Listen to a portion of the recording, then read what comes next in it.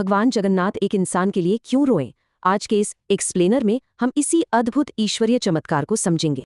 कहानी ओडिशा से शुरू होती है, जहां बंधु मोहंती नाम के एक भक्त बेहद घोर गरीबी में जी रहे थे। सोचिए, उनके पास कुछ नहीं था। वे अपनी पत्नी और 2 बच्चों के साथ सिर्फ भिक्षा मांगकर गुजारा करते थे। लेकिन बंधु के लिए भगवान कोई दूर बैठे शासक नहीं थे। वे तो उनके सबसे करीबी, सबसे सच्चे मित्र थे। अकाल पड़ने पर उनका संघर्ष चरम पर पहुंच गया। चूल्हा नहीं जला और बच्चे भूख से बुरी तरह तड़पने लगे। हताश बंधु ने अपने मित्र के घर चलने को कहा। परिवार अनजान था कि वो मित्र स्वयं भगवान है। अत्यधिक थका और भूखा परिवार रात बिताने के लिए मंदिर के बाहर नंगी जमीन पर ही सो गया। और यहीं से हमारी कहानी का दूसरा चरण शुरू होता है, साक्षात ईश्वरीय चमत्कार। आधी रात के सन्नाटे में स्वयं भगवान एक दिव्य ब्राह्मण का रूप धरकर भारी थाली के साथ प्रकट हुए। एक तरफ नंगी जमीन पर सोता परिवार और दूसरी तरफ 56 भोग। ये ईश्वरीय कृपा का अद्भुत नजारा था।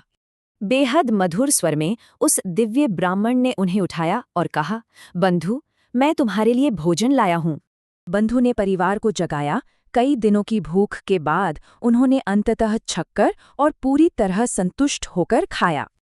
लेकिन असली कहानी तो अगली सुबह शुरू हुई, जब मंदिर के पवित्र भंडारगृह के ताले खोले गए। नजारा देखकर पुजारी सन्न रह गए। मंदिर से एक पवित्र भोग की भारी थाली गायब हो चुकी थी। तुरंत खोजबीन शुरू हुई। मंदिर के रक्षक तलाशते हुए सीधे उस गरीब और बेहाल बंधु मोहंती तक पहुंच गए। और हैरानी की बात, वो पवित्र थाली बंधु के फटे पुराने कपड़ों में कसकर लिपटी हुई बरामद हुई। स्थिति को गलत समझ लिया गया। शक के आधार पर रक्षकों ने उस निर्दोष भक्त को बुरी तरह पीटा। लेकिन सोचिए, इतने दर्द के बावजूद बंधु के होठों पर सिर्फ अपने ईश्वरीय मित्र का नाम था, जय जगन्नाथ।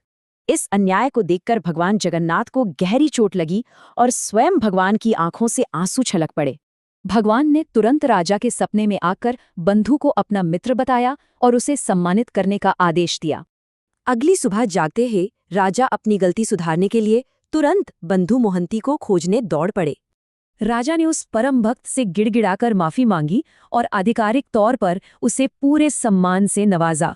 बंधु को माफ किया गया और उनके परिवार को मंदिर प्रशासन में हमेशा के लिए एक अहम भूमिका मिल गई। अंत में एक सवाल, क्या सच्ची भक्ति सिर्फ सुख में है या सबसे कठिन दौर में भी डटे रहने में?